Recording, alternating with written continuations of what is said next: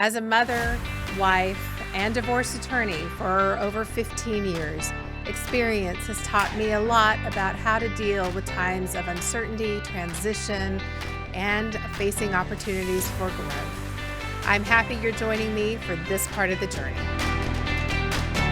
Helping clients avoid prolonged conflict and helping them find creative solutions is Jody Johnson's gift. When Jody is serving as an amicus attorney, she is a fierce advocate for the children she's represented to a point. When she's serving as a mediator, she's a creative problem solver. And when she's serving as a member of a collaborative team in a collaborative divorce, she's simply one of the best. I'm so pleased to have her here today. Jody is board certified in family law, and she is also a credentialed master collaborative law professional, which is the elite status that only a few hold. Thank you, Jody, for coming and talking with us about collaborative divorce. Well, thanks for having me. I'm excited. One of the first questions I want to ask you is, how did you learn about collaborative divorce and decide to become involved in collaborative divorce? I heard about it really early on. I think that was about 1999 through Larry Hanson, John McShane, who somehow had been at a conference or something and heard about it and came back to Dallas and reached out to several of us and told us about it at that time. What was it that spoke to you? What was it about this new process? Well, honestly, when I first heard about it, I was kind of scratching my head because it was like, oh, everybody's going to get together and they're not going to go to court and they're going to... And I was like, that sounds awesome, but how in the world is that going to work? So it wasn't until I went to a training. I actually did one with Stu Webb up in Minneapolis, who's the lawyer that came up with the idea. And I was just hooked. And what hooked me in was the team approach of bringing in the neutral mental health professional, the neutral financial professional, and how the process addresses way more than just the legal problem. It really helps provide a more holistic approach to really resolve, the other issues that are going on in the relationship as well. What do you see as the big difference between when you're negotiating a litigated divorce and when you're negotiating in a collaborative divorce? I think that the main difference is just that the focus in a collaborative divorce is your client, and then secondarily looking at the whole family and negotiating from the perspective of what's going to best work for this restructured family going forward. Whereas a negotiation in a traditional divorce setting is all about, okay, what's the law? What do we think is going to happen at the courthouse, and can we get a better deal legally, regardless of whether that's actually what's best for the client? I think people don't know and understand that really our courts are constrained by the Texas Family Code. And so their options are so limited in terms of how they can help the family. Not to mention the time, right, in front of the judge. We just don't have very much time to really, have the court consider all of the dynamics. And in a collaborative divorce, that's really different. Oh, yeah. I mean, I love the fact that, our meetings are spaced out. People have time to process, prepare, think about what they want to do. Whereas court, I mean, as even under the best circumstances, I mean, you can get notice for a hearing in 3 days and you just have to get prepared, and your client, you're trying to make decisions very quickly. It's just a very stressful situation to make decisions in. So I like that fact. I love that you're bringing that up, because in collaborative, we're sitting around a table. Right. Or, these days we're on Zoom, but, we're sitting around a table, which is a much more natural way to have a conversation about tough issues. As opposed to in the courtroom, you have these constrained time limits. You have constraints on what you can talk about, right? So in collaborative, if something's important to somebody, we're going to have space to talk about it. Right. In the courtroom, it doesn't work that way. Just because you think it's important, may not be relevant for the court to consider. So I mean, as you know, there's some courts where they the time clock is actually projecting on the screen, and it's just like in your face the whole time. And I think for a lot of clients, that's just kind of shocking. Like they just see the time ticking down, and then they start slowing down or stuttering or falling over themselves because it's stressful when you're on the stand, and it just makes everything go longer. And we can't send signals to our clients to speed it up. Right. And in collaborative, we don't have the same constraints. We can take as much time as we need, within reason, of course, to address the issues. I suppose the one constraint is the fact that everybody's on the clock, so to speak. So your team, you are paying them, but you have a much more natural flow of information that happens. Right. Let's talk about the negotiation process in collaborative divorce. We rely on something called the roadmap to resolution. How does that play itself out in collaborative? Well, I think it's great. First of all, people can see a structure to it, which is helpful to them. But ideally what we do is we figure out what information we need. If there's children, we want to know what are the topics we need to address with regard to their kids, their estate, what are the topics? And then we start figuring out what's the information. We get that first. And then we start looking at different ways to address each of those issues, as opposed to just one long bullet list of here's the offer, here's the counter offer. I mean, we're brainstorming different schedules for a child, different ways to handle the house, the retirement plan. So it's just a much more comprehensive, tailored approach for the settlement. Well, and in more of a traditional setting, that shuffling the offers back and forth. So I just want to know, how does that usually work? If you and I are representing parties in a traditional divorce and I send over our first offer, how well is that received usually? Yeah, usually not well received. The client is like, that's it, we're going to trial. They don't want to settle. But, you got to spend all this time getting them calmed down. It's like, that's a first offer. No one's expecting that you settle there. But it's just a lot of posturing and playing games. Right. And some of the games are, on a first offer, you never want to offer everything, right? You got to leave yourself room. It's just like, if you're trying to negotiate a car purchase, you're not going to make your best offer the first time out. And so there's this back and forth. And in the meantime, the relationship is deteriorating. Oh, yeah, significantly. Whatever relationship was there, distrust gets built in. People are insulted. And it really doesn't matter what the offer is. I find this to be really interesting, right? Because it can be, as a lawyer, you can look at it and go, wow, this is really actually a good offer. But it still feels insulting to the person receiving it because you're starting to put dollar values on things or whatever. It just is. It's human nature. It's sending an offer. It just occurred to me. It's a very aggressive act. People don't necessarily mean it that way, but that's how it's taken. So it's no different than someone kind of going, you should, da, da, da, da. People are like, well, I shouldn't do anything. and getting a letter is the same. It's perceived as a list of demands. And usually when people are feeling attacked, they can say no to something that is actually a good offer. Right. It triggers a defensive reaction is the problem. And now you're feeling defensive. And it's just how we're wired. It's human nature. Right. And that's what I love about the collaborative divorce process is, and sometimes people are a little frustrated because they want to just get to making offers and counter offers, but we really have to slow things down and we don't just jump into offers.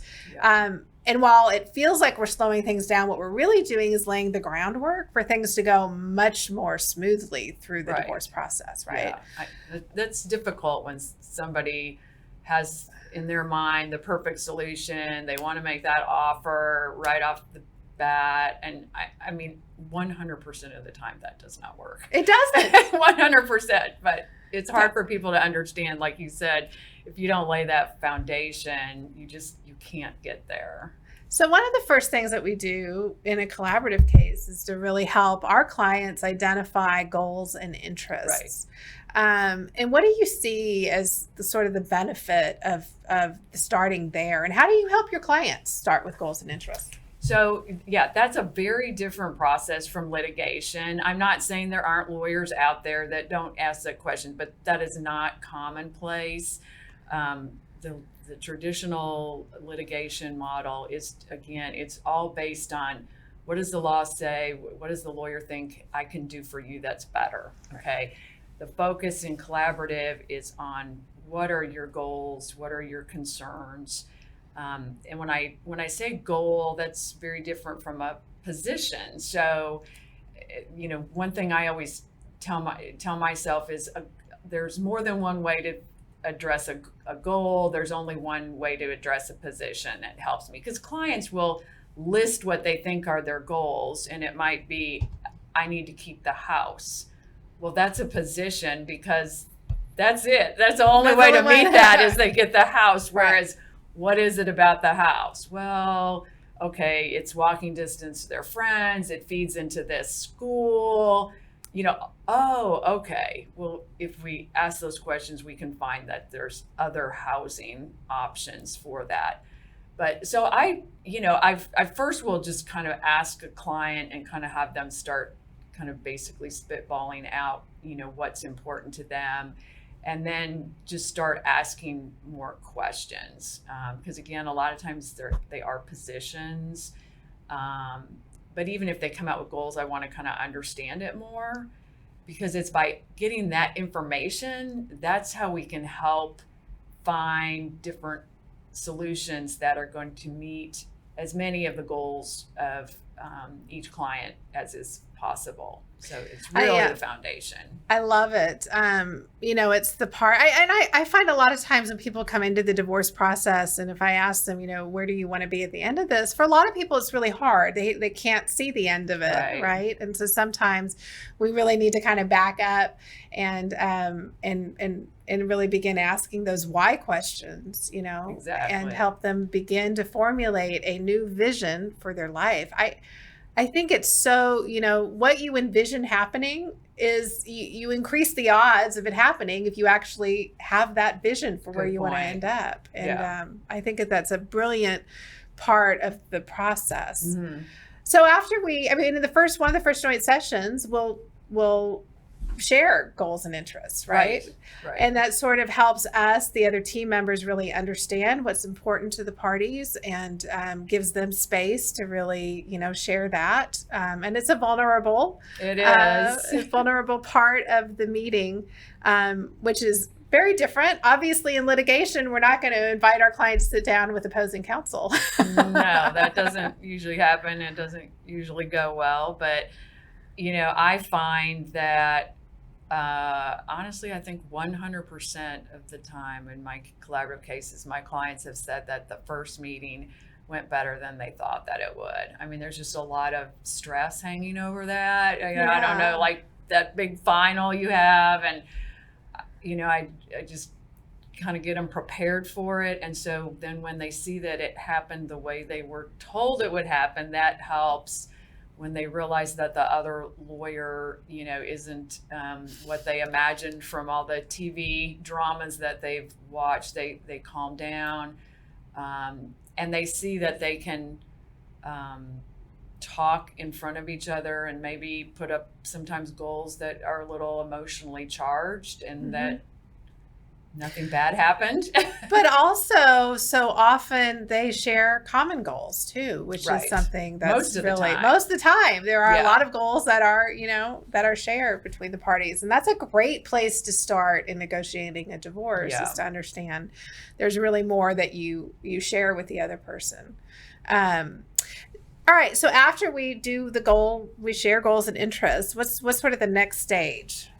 So that starts moving into the whole information gathering, part of the process, which just depending on the issues can take some time to do. You've got the kid piece, so there's a whole lot of education that goes on from the lawyers to their clients and the mental health professional who's meeting with them and pulling all that together. And then you've got the financial professional who's figuring out with everybody what are the assets and the liabilities. They're pulling documents together. And one of the things I love is that when we don't have to be completely done, but we get to a point where there's a spreadsheet and we go line by line with everyone there. And it helps us make sure that we're not missing anything, which is, lawyers love that part. And it's an opportunity for people to ask questions and get educated. There's almost always one spouse who is not as in the know on their financial picture, and so it's really helpful to get that information. And it's such an efficient way of sharing information. So, what is happening, like after that first meeting, a lot of the work that's being done is being done what we say offline, right? So they'll go and meet with the financial professional. They don't have to pay for all the lawyers to sit there and do all that, and they'll go meet with the mental health professional. But then when we all come together at the table and you have an opportunity to ask, well, what happened to that account? I remember, I inherited this money. What did we do with that? I mean, it just allows them to ask questions and get answers. Right. And really build trust in a way with each other. When they're able to just deal directly. As opposed to litigation, where which increases the level of mistrust. It really does. No question that it does. So if somebody accidentally forgets an account, we usually attribute the worst possible intentionally motive to that. So so it does create a lot more efficiency. The other thing I just want to throw in, so I don't overlook it, that happens in these meetings is that the clients aren't even aware of, but by working through whatever we're working through each agenda, they are learning to problem solve, and that just sets them up to be in a better position once the divorce is over, because of course these are not strangers who had a car accident, who's solved their case and go on their separate ways. They've got to work together. Yeah. And that's what's frustrated me so much about litigation, is that so often people are in a worse place as far as their relationship. And that's just really not great when you have kids, whether they're adult children or minor children. You're exactly right. And I think people don't understand, you may think you go through the divorce and you're done with litigation, but for people who have litigated a divorce, we know the divorce was usually round one. And unfortunately, there's going to be more modifications and more issues down the road, some of which will need legal intervention, some of which are just create more heartache and more conflict for everyone.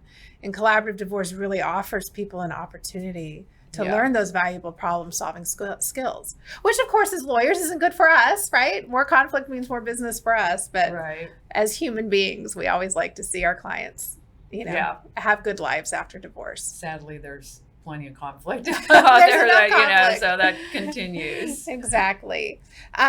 One of the parts that I love when we're in a collaborative is the brainstorming session. Mm-hmm. So we want to talk about sort of how that plays itself out. After we've gathered the information, we've kind of identified where the issues are, and then we start brainstorming.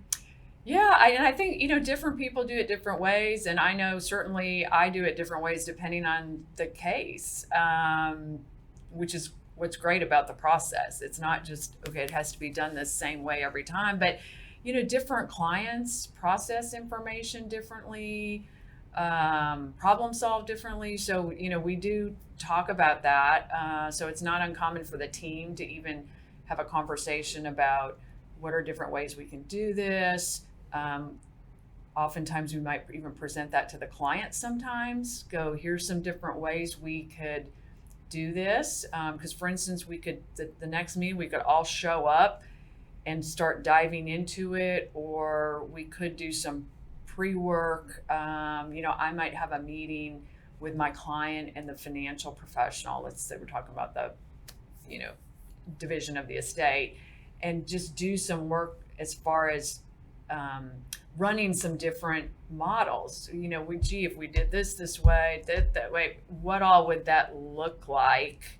I think that can be helpful. And then when we get into it in a full joint meeting with everybody, it's not unlikely that, we might all be talking in a meeting and then we might break up into private sessions just for whatever reasons. But what we'll do is like I said, let's say the house is a big topic. We'll just start talking about what are different things we could do with the house. And the great thing is that not only do you have lawyers has seen things done every which way with the house, but you also have the financial professional and the mental health professional. So, I mean, we're not relying on the parties only to come up with options, that you just have this breadth of experience to generate options. And sometimes if we can just set aside judgment for that moment and allow ourselves the freedom to throw up every possible option, we find interesting solutions that are really unique. Because you touched on this at the beginning today, that we can do things that are different from what the court would order. So I mean, I do think it's important to just kind of go, hey, throw out some ideas. Just because the court can't do it doesn't mean we can't agree to it, and the court will approve our agreement. So I think that's important. Yeah, I agree with you. And then we negotiate a settlement, right? Yeah. So there are times when people do reach an impasse, meaning it's, we're not able in that joint session to come up with the final solution. What kind of tools do you rely on when that happens? There's all kinds of things. I mean, sometimes it could be as simple as just spending some more time with my client one-on-one. I've had times where I've brought in the mental health professional, and not because even it's a kid issue, it could be a property issue we're stuck on, but it just could be an issue that's a roadblock. I mean, one example I have from years ago was that the husband had a long-time affair. There was actually a baby who was a product of that. I mean, you can imagine it was a very difficult situation, but their children were grown. So we were just talking property. Well, at one point, the wife kind of did speak up, and she's like, when are we going to talk about the affair? Because we've gotten to a point, we'd done everything. We were ready to cut the deal. Well, she wasn't ready to cut the deal because of that. Okay, so that we didn't realize we'd been having a couple meetings, and it was no. We were at an impasse, and then we figured that out. So it could be something needs to be addressed that maybe as lawyers it's not directly relevant, and we just want to cut to the chase. It could mean there's more information that people need sometimes, whatever that might be. And again, it might seem like nothing, but we do that. Obviously, we can bring in like a mediator. That happens. People go into mediation. They could bring in an arbitrator. More commonly, maybe if they're stuck on maybe there could be a legal issue that's kind of really, sticking people up on like that. whether something's separate property or not, or things that are just technical legal issues. Talking to another lawyer, getting a litigation opinion. Although I try to always go with my clients for those, because the litigator's going to be more honest instead of just saying, oh yeah, I'm going to get you everything you want. If I'm sitting there, they're going to be more honest. And I took a client to the courthouse one time. I mean, we were fighting over, they had a large estate. They weren't that far apart. It was insane. And I was like, we're going to go down, meet at the Dallas County Courthouse, and you're going to see what the judges are dealing with. They're not dealing with multimillionaire people like this that are this far apart on their house value. And you just need to understand the judge is not going to care about this. And so we went down there. I'm telling you, we weren't even there 5 minutes. And my client's like, I get it. We can leave. It's very eye-opening. And I always say, I think there's a natural part, when you're in collaborative. I call it the itch to litigate, where you think, maybe I'd be getting a better deal if I were in litigation. And I always have to say, you know, when you scratch that itch, what happens? You end up with a big wound, right? And so it is a good idea. Explore it. I mean, I think you should explore it and meet with litigation counsel. I love that, going down to the courthouse to see what it really looks like and how it happens. Because it really isn't how people imagine it would be. It's not a made-for-TV drama moment where, you know, it really is quite painful. Yes. And very hard to come back from once you've gone down that road. I always say I wish I had a magic pill that I could give to clients where they could experience their case on a litigation track, because I think most of them would be like, okay, I don't want any part of that, you know? It really isn't. It isn't all that. I was going to ask you, what do you think are some common fears that hold or miss ideas or whatever that hold people back from choosing collaborative? Oh, I think probably the number one is that fear of, if we're not successful, I'm going to lose my lawyer. Although I mean, the vast majority of cases are successful, but I think that's a big fear. And there's lawyers out there that honestly promote that, like, you don't want to do that collaborative because you'll lose me, and I'm so great, you wouldn't want to lose me. I find that when I can explain to a client the benefit of that, and the benefit is, hey, I don't want to be out of a job, and I don't like to lose. Lawyers don't like to lose, and an unsuccessful collaborative case is a loss in my column. So I'm going to work my tail off to get this settled. I'm 100% committed to settlement. Yeah. I think it is a benefit in collaborative, that what we call the collaborative commitment is that if we can't help them get to resolution, then we are off the case. And that means our interests are aligned with theirs in trying to help them find the resolution. And in practice, I just haven't, in my experience, had many cases at all that have ever opted out. So. I was trying to think how many I have. I can think of 3. Maybe there's one more out there, but that's doing it since, my first case was 2020 or 2021. So, it's just not that many. And I tell every client, there's a solution to every problem, and you can either be a part of finding the solution, or frankly, you can have it crammed down your throat by a judge. And that's how it often feels to clients. Exactly. You're exactly right. We've all had those cases where, from a legal perspective, we're like, man, that was a good outcome. Client's not happy. Yeah. So, and of course, we have the breadth of knowing what other types of outcomes happen, and it usually isn't. I think an outcome that you choose is usually a much better outcome.